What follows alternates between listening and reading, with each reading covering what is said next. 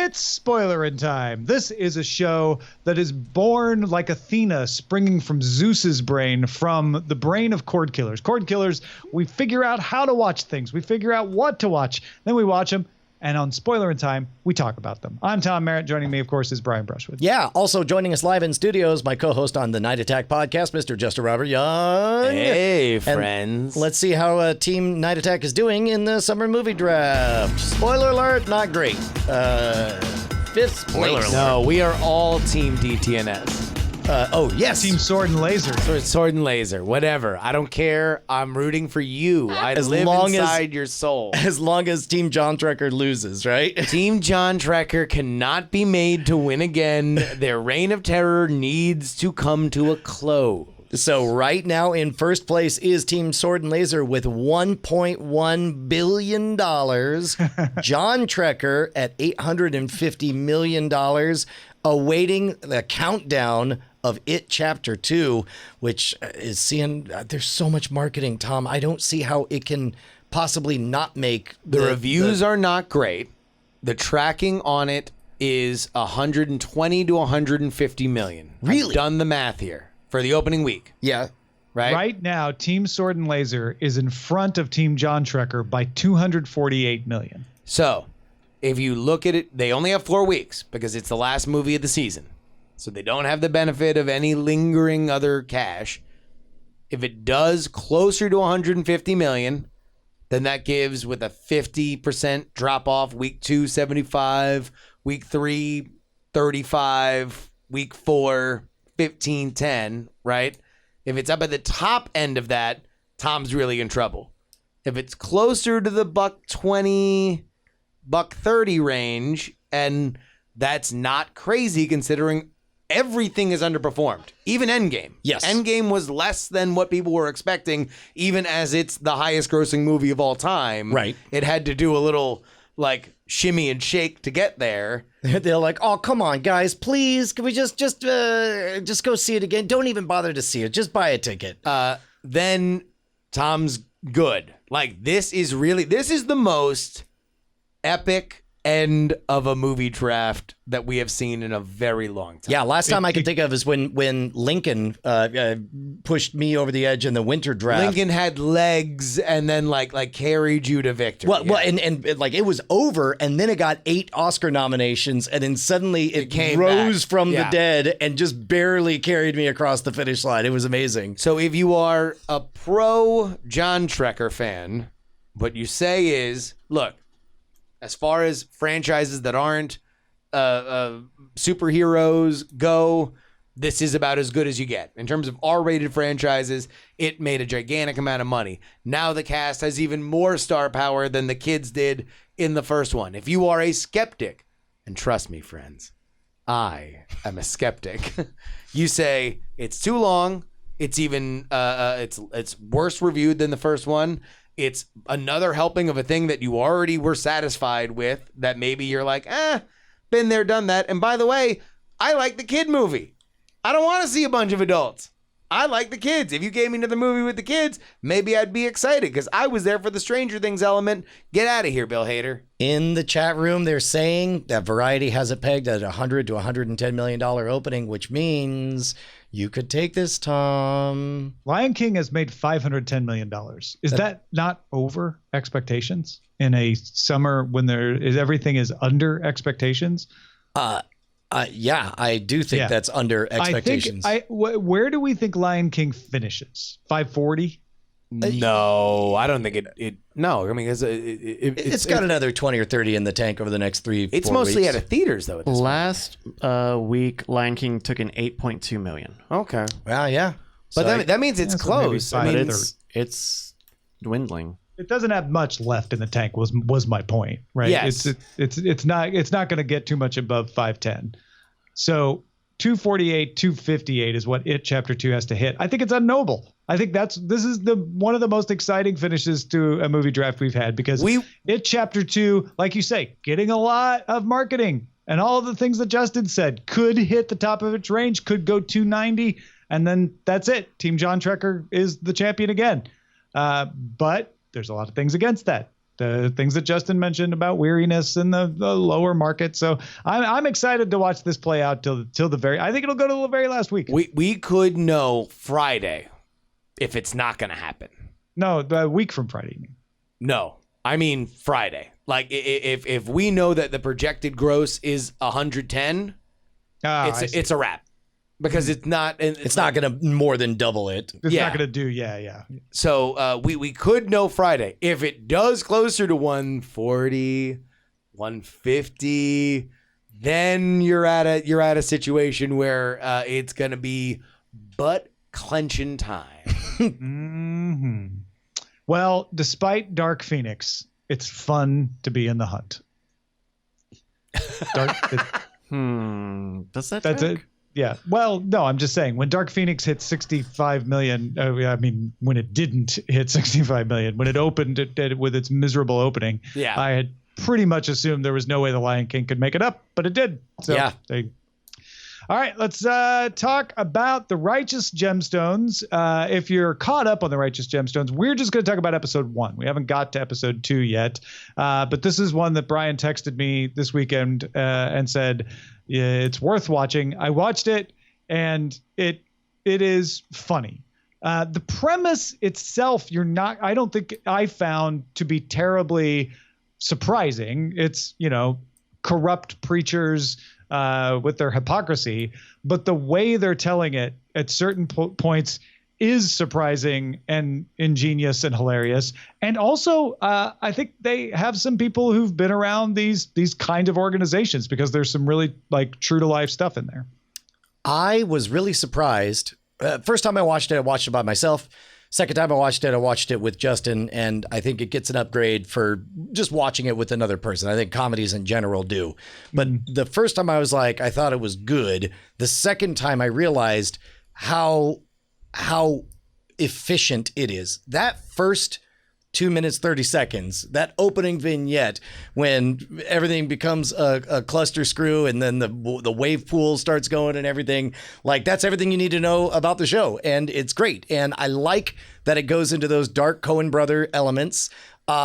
And spoiler alert, the very beginning. Spoiler in time. Yeah, the very beginning, the first 2 minutes of episode 2 starts giving you context on the criminal side of things. And all of a sudden I'm like, oh, this is great. This is really great. And I like this show a lot so far. Also, you're right. The star of the show is the sister, whose name I've already forgotten again. She's amazing. Well, this will be the last time.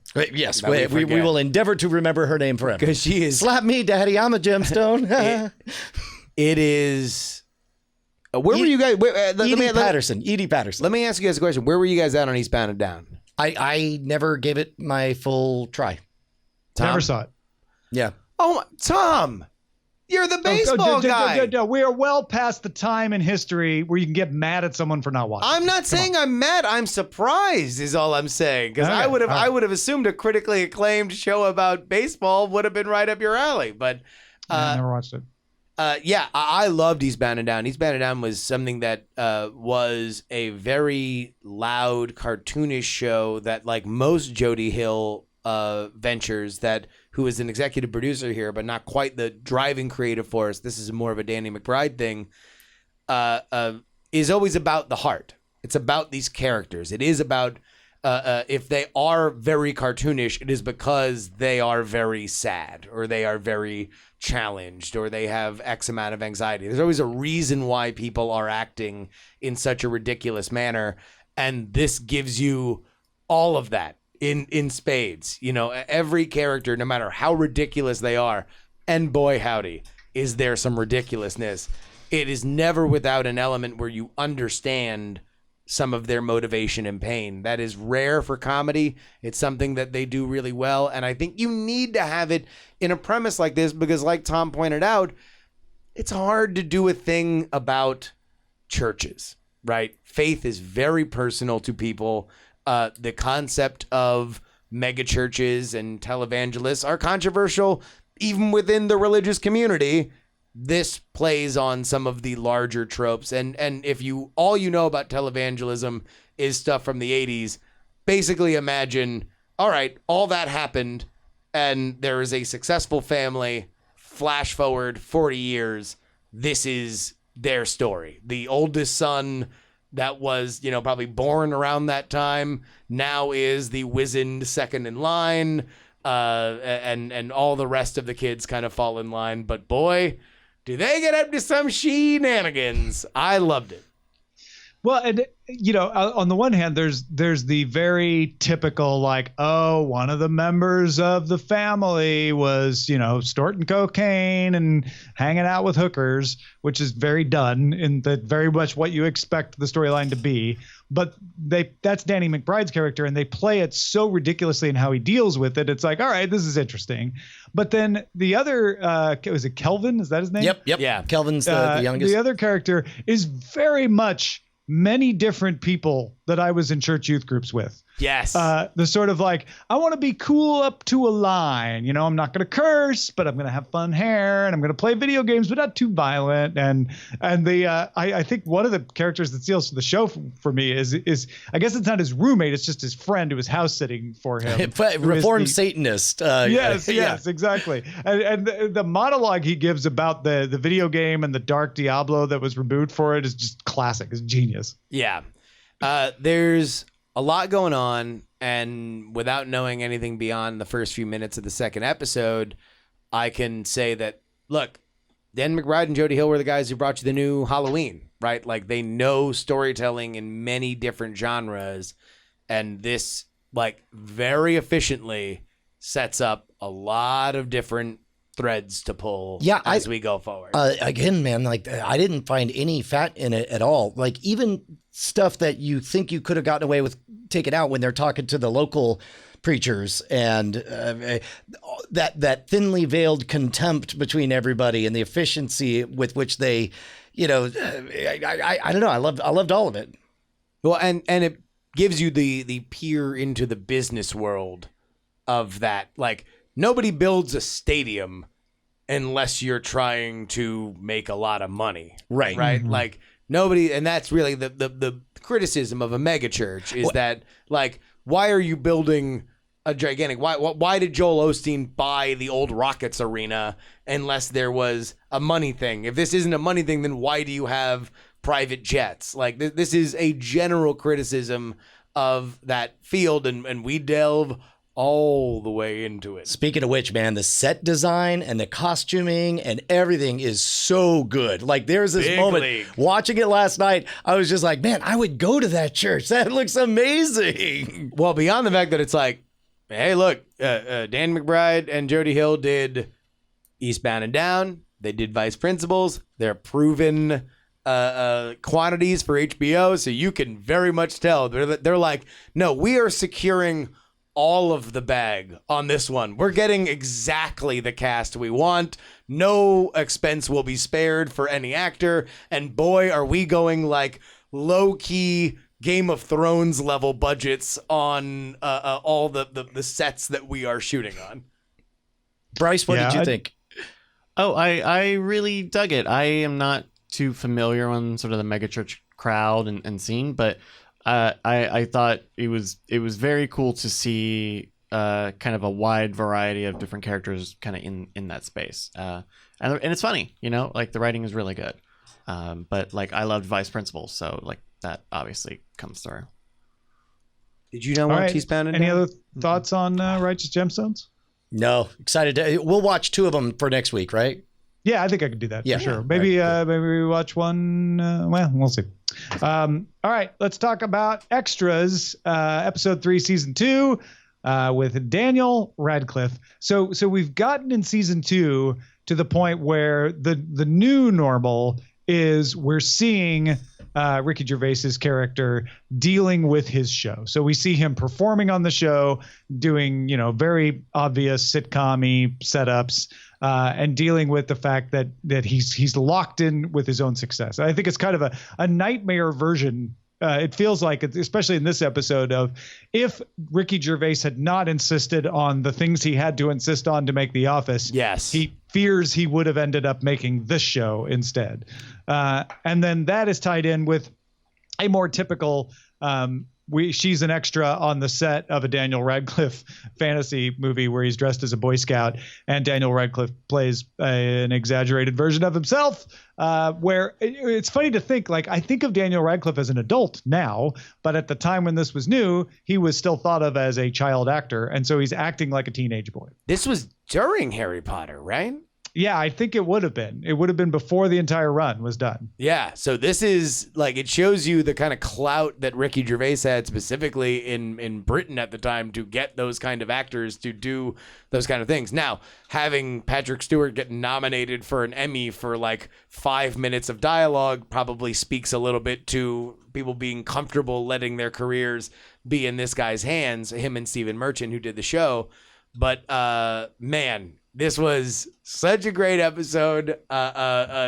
Just playing up the idea that Daniel Radcliffe is this like total brat who is like trying to flex at every moment how much he's having sex, and like he is every middle schooler bragging about how much sex he's having, turned up to 11 in a way that I think has only belayed what we've seen since then with Daniel Radcliffe, which is just how funny of an actor he can be.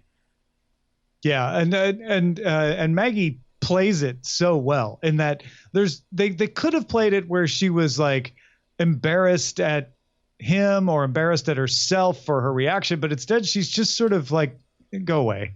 Yeah. And it worked so much better for me where she just doesn't take it seriously, and there's no effect of star power. No. Unlike so many of the other celebrity interactions, this is her just trying to get away from him, and him being so eager to show how good at sex he is and how much sex he has. Yeah, I guess what I'm saying is there's usually an aspect of Maggie's thing where she kind of is interested in somebody. Even with the Orlando Bloom episode, she knew he was a star and somewhat attractive, but it worked so well because she just was like, yeah, I'm just not interested in you. This was that same thing times 12. Yeah. Age 12. And to the where the whistle blows scenes, I don't know if it's in this episode or one of the first ones when you first see basically what his dream has really turned out to be. But you see all the audience filing in, and you see like shirts for Little Britain, which I think, if you've never seen Little Britain, it was, a very seminal sketch comedy show of its era, but was very character dependent. And the characters came out and they did the same thing effectively every episode. It was very funny. If you see 1 or 2 episodes, you're like, this is hilarious. What a great thing. But at that point, it had been the same stuff every episode over and over and over and over again. And that's, I think, what there might be a little bit of a lost in translation element for, he is very specifically making fun of British comedy at the time, which if you have not watched, not the British comedy that makes it over here to America, which is very often the cream of the crop and intellectually challenging and starring big British actors, but the other stuff that is like what is looked at as the kind of run-of-the-mill comedies, then you might not appreciate exactly how sad, what a tragedy he is painting for himself. Like the 15th version of Are You Being Served 10 to 15 years later. It's like, but if you are into it, if you've seen some of like what they do there, it's like, if you've ever watched Ricky Gervais be asked the question, hey, why is British television so much better than American television? And watch him spit with incredulity at the concept of that question, then you might not get all of it, but it is so well done. Listeners will notice that I'm being very quiet because I only got this started and I thought I had seen it, but I only as we went live realized I hadn't watched it. That's why I stepped in as Brian's lawyer. That's right. My attorney represents all of my opinions and views. Thank you, Justin, for playing the part of Brian's attorney today. Any other last thoughts on the Daniel Radcliffe episode of Extras? That series from beginning to end, one of my favorite pieces of work ever. The Office obviously just owns its own element in the stratosphere of comedies, considering where the American version went. But Extras, it might be better.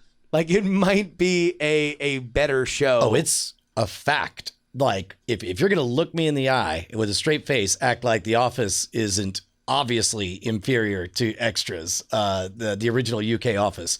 Original UK Office doesn't even hold a candle to Extras. Extras is factually indisputably better. I thought I was being bold, and then you went and dusted me in terms of boldness. I don't know if I'm willing to go there, because I do think that one of the hardest times I've ever laughed in my life is season 1, episode 4, Hot Love on the Hot Love Highway episode of The Office, the British Office.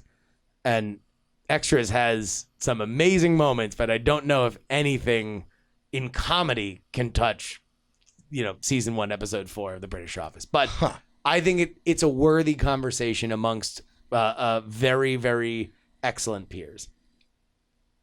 Yeah, absolutely. All right. Justin, we're going to talk about Preacher. You're not cut up, right? Yeah.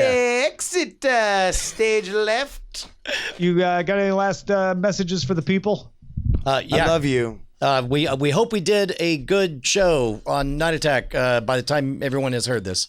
Yes, exactly. Those of you who get it early as a Patreon, you don't know whether we have done an amazing show on Night Attack in Austin live yet, because you get it early before it actually happened. All right. I have watched Preacher through the haze of jet lag and airplane noise. So, Brian, why don't you lead our conversation here? Yeah. So last week we had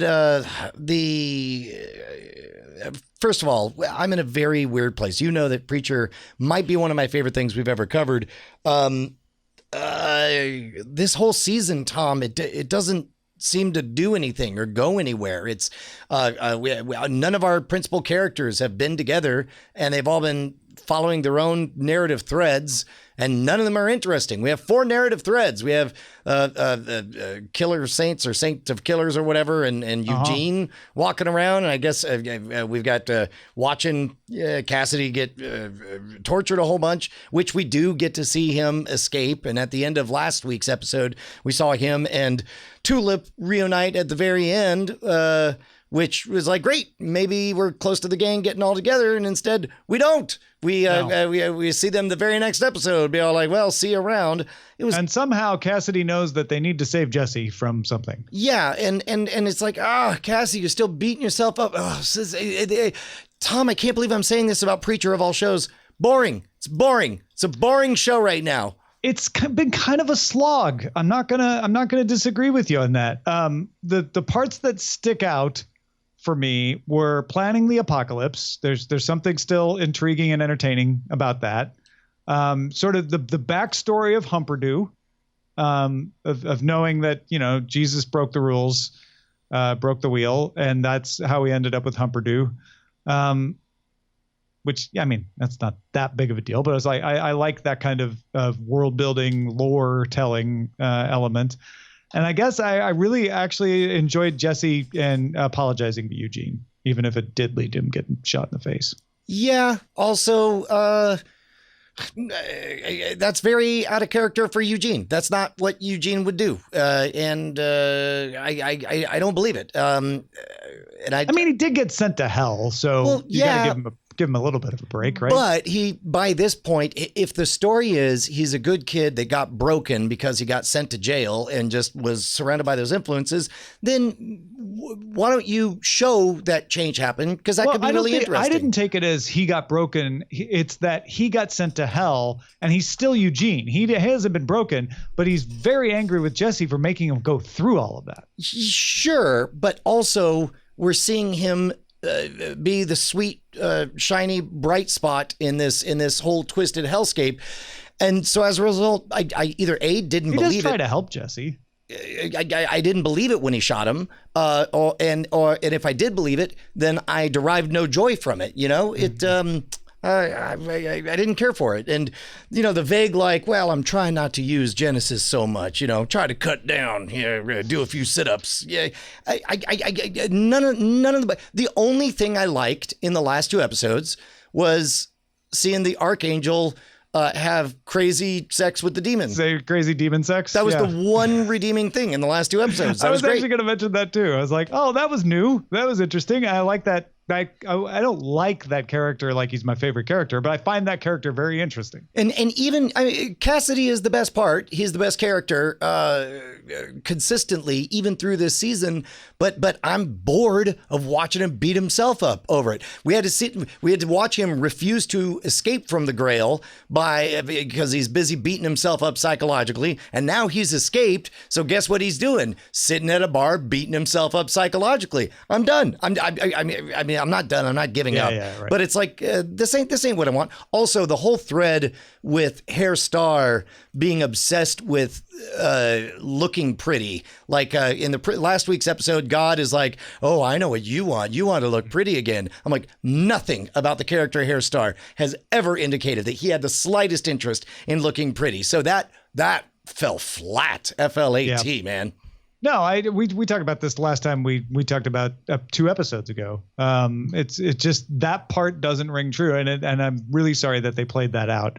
I do like Hairstar and Hitler, teaming up on the apocalypse together. Although I feel like they're pulling their punches with Hitler now too. Yep, I agree. I don't know what they're doing with Hitler. It might as well be the devil. It's like you have a real opportunity to do some crazy Hitler stuff there. It's that old trope, blowing your opportunity to do crazy Hitler stuff, right? Hitler in the hand, man. Come on. It's worth 2 in the whatever. I don't know. I can only go wrong with that analogy. Yeah, that's all I got on Preacher, which is sad over 2 episodes, I guess. But yeah, that's 2 hours of content that they should have given us something worth talking about.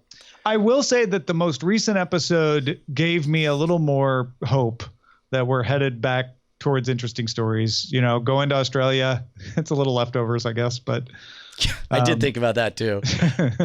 But we're moving. We're starting to see the tease from what happened at the very beginning when they showed us the future. So that's pulling me through a little bit. I guess. I don't know. Wasn't a fan of the Bugs Bunny crossing the planet to get to Should have taken that left turn in Albuquerque. All right. Thanks, everybody, for watching Spoiler in Time. We will continue to watch Preacher. We will continue to watch Extras. And we will continue to report back with that and more of what we watch and spoil you rotten. Patreon.com/Cordkillers to spoil us rotten back in return. We'll talk to you soon.